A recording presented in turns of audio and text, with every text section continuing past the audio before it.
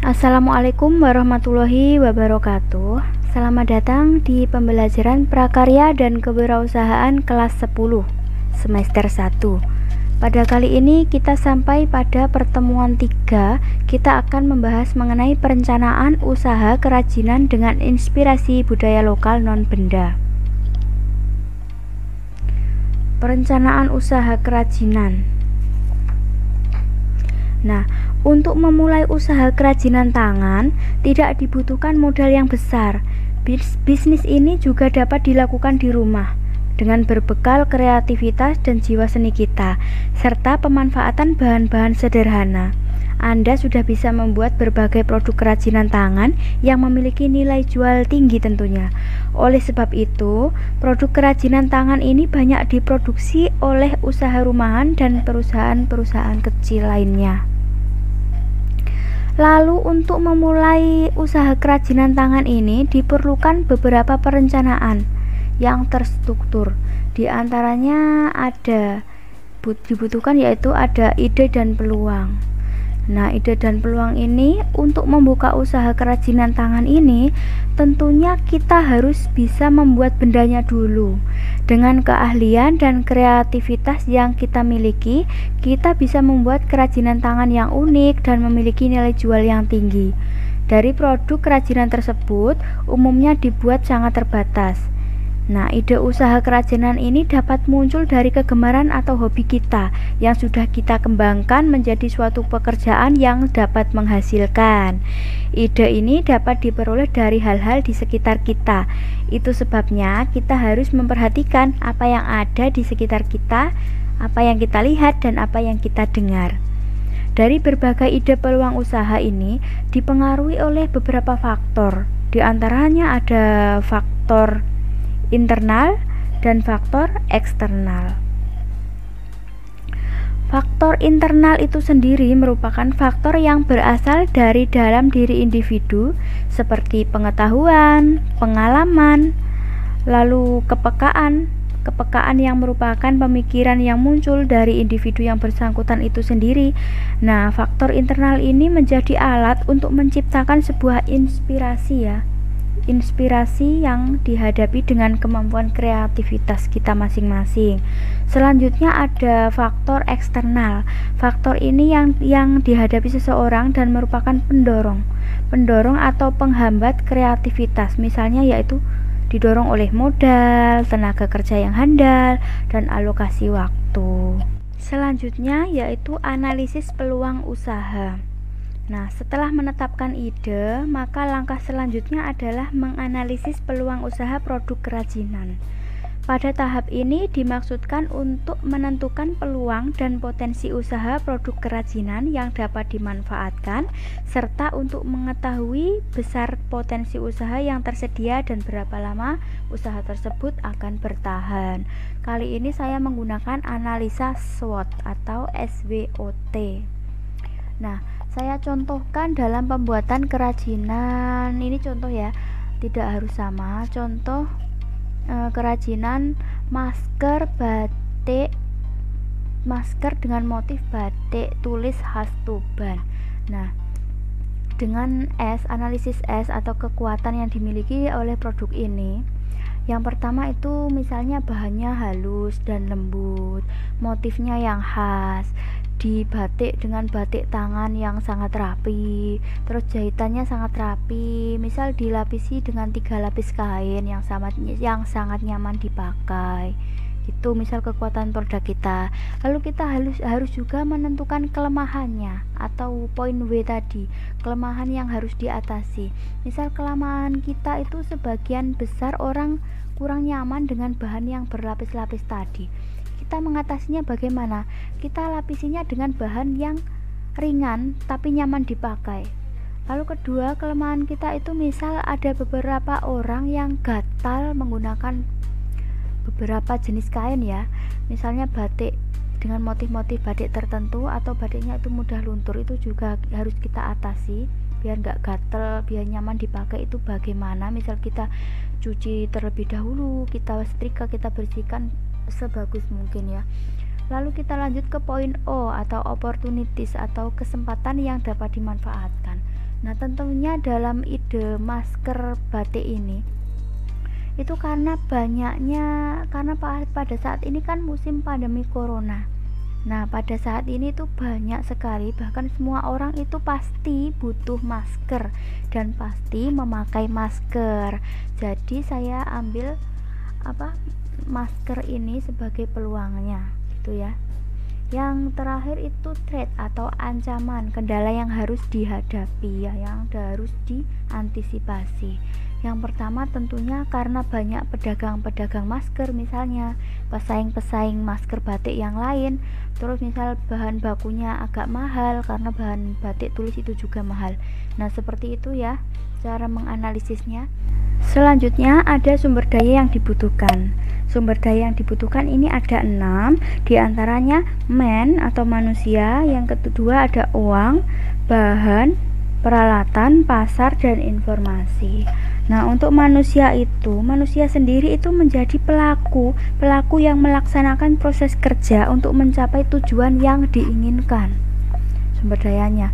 Dan yang kedua itu sumber daya uang. Sumber daya uang ini juga sangat penting karena untuk membiayai semua kebutuhan yang dibutuhkan dalam proses produksi tentunya, yaitu misalnya membeli bahan baku, menggaji karyawan, dan lain-lain.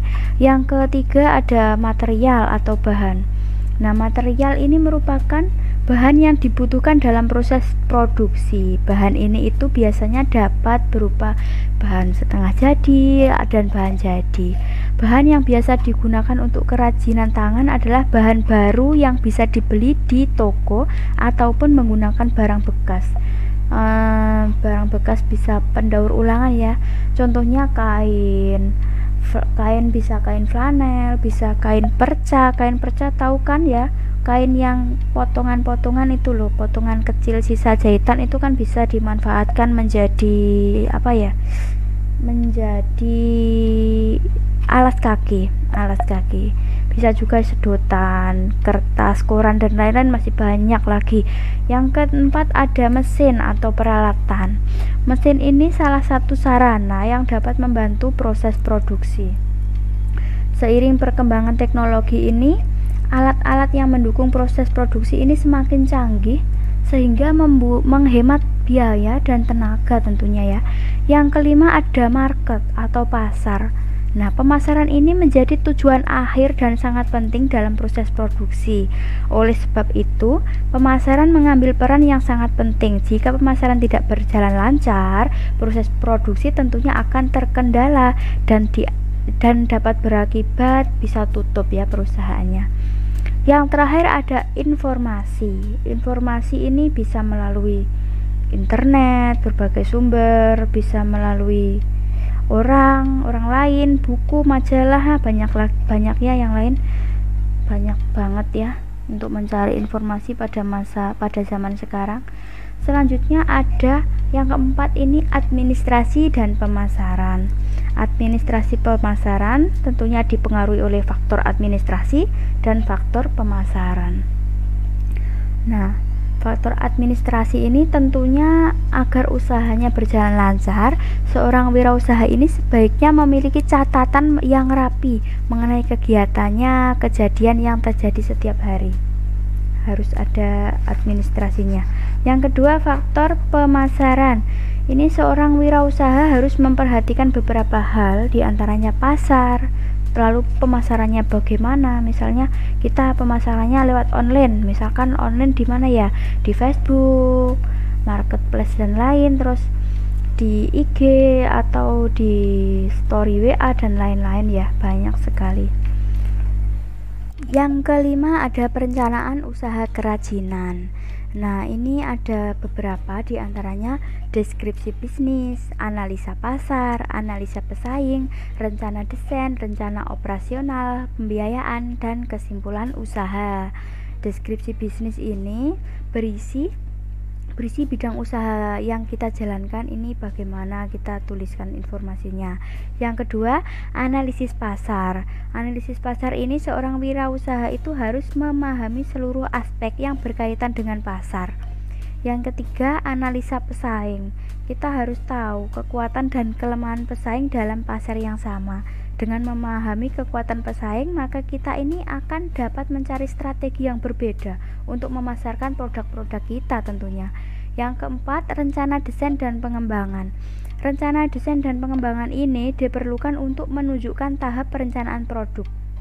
Ini dapat digunakan untuk membuat anggaran biaya produksi yang sesuai dengan kebutuhan kita. Yang kelima, rencana operasional dan manajemen. Rencana operasional dan manajemen ini dibuat untuk menjelaskan bagaimana usaha kita berjalan dan berkelanjutan ke depannya bagaimana gitu ya. Yang keenam itu ada pembiayaan.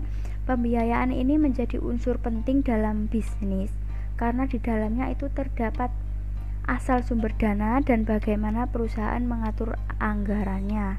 Yang terakhir ada kesimpulan usaha. Ini merupakan komponen terakhir yang menyimpulkan seluruh kerangka bisnis kita. Lalu yang terakhir ada langkah-langkah penyusunan rencana bisnis. Ini ada 9. Yang pertama, jelaskan secara ringkas misi dan tujuan bisnis serta prinsip kita. Jelaskan juga keunikan produk kalian dibanding produk orang lain. Yang kedua, tulis ringkasan singkat mengenai bisnis yang akan kita jalankan itu bagaimana. Yang ketiga, tulis deskripsi produk atau jasa yang ditawarkan disertai harga yang kita jual. Yang keempat, tuliskan target pasar yang akan kita tuju. Kita targetnya itu kepada siapa, usia berapa dan sebagainya. Yang kelima, tuliskan secara lengkap rencana atau strategi pemasaran yang akan dilakukan. Yang keenam, tuliskan analisis yang lengkap dan menyeluruh terhadap bidang bisnis serta tingkat persaingan dari bisnis yang kita jalankan. Yang ketujuh, buat laporan keuangan yang berisi pembiayaan atau modal dan pendapatan. Yang kedelapan, sertakan struktur karyawan yang dilengkapi biografi dan latar belakang profesional dari semua karyawan yang sesuai dengan bisnis yang kita jalankan. Yang terakhir, tulis penawaran dan paket investasi yang kita miliki pada calon investor. Itulah perencanaan usaha yang itu sudah kita bahas tadi, semoga bermanfaat. Saya akhiri, wassalamualaikum warahmatullahi wabarakatuh.